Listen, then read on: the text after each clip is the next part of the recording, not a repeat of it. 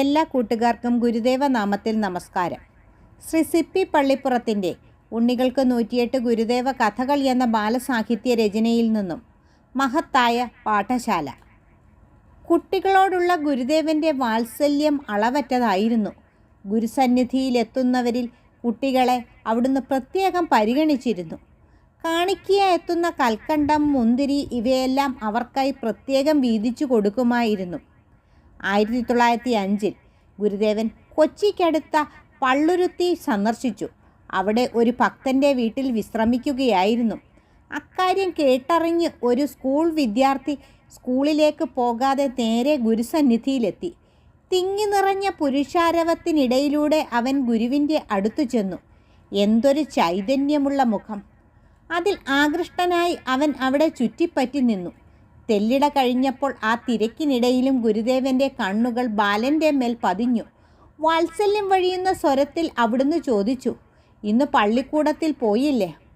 ബാലൻ അപരാധിയെപ്പോലെ മുഖം കുനിച്ചു മൗനത്തോടെ നിന്നു. അപ്പോൾ സാന്ത്വനപൂർവ്വം ഗുരുദേവൻ വീണ്ടും മരളി, "സാരമില്ല, ഇതും ഒരു പള്ളിക്കൂടം തന്നല്ലേ." എത്ര അർത്ഥവത്തായ വാക്കുകൾ! മഹാപുരുഷന്മാരുടെ സന്നിധി നമുക്ക് പലതും പഠിക്കുവാനുള്ള ശരിയായ ഒരു വിദ്യാലയം തന്നെയാണല്ലോ. നേരം ഉച്ചയായി. സന്ദർശകർ ഒട്ടൊന്നു ഒതുങ്ങി. ഗുരുദേവനെയും ശിഷ്യന്മാരെയും വീട്ടുകാർ ഭക്ഷണത്തിന് അകത്തേക്ക് വിളിച്ചു. നമ്മുടെ വിദ്യാർത്ഥി നന്നായി വിശന്നു നിൽക്കുകയാണ്. ചോറ് കൊണ്ടുപോന്നിട്ടില്ല. അകത്തേക്ക് ഊണിന് ക്ഷണിക്കാത്തതുകൊണ്ട് അഭിമാനിയായി അവൻ പുറത്ത് പരവശനായി നിന്നു.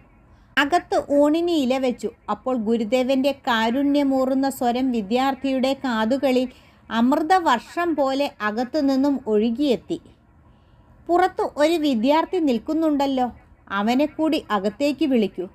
ഗുരുകൽപ്പനയെ ആദരിച്ച് ഒരാൾ പുറത്തേക്ക് വന്ന് ഊണിന് വിദ്യാർത്ഥിയെ ക്ഷണിച്ചു. ഗുരുദേവൻ്റെ തൊട്ടടുത്തു അവന് ഇലയിട്ടു. അത്ര സ്വാദിഷ്ടമായ ആഹാരം അതിനു മുൻപൊന്നും താൻ കഴിച്ചിട്ടില്ലെന്ന് അവന് തോന്നി. ആ കുട്ടിയാണ് പിൽക്കാലത്ത് ഗുരുദേവ ശിഷ്യനായി തീർന്ന കീർത്തിമാനായ ശ്രീനാരായണ ധർമ്മ പ്രചാരകനായി മാറിയ ശ്രീ ഗുരുപ്രസാദ് സ്വാമികൾ. നന്ദി, നമസ്കാരം.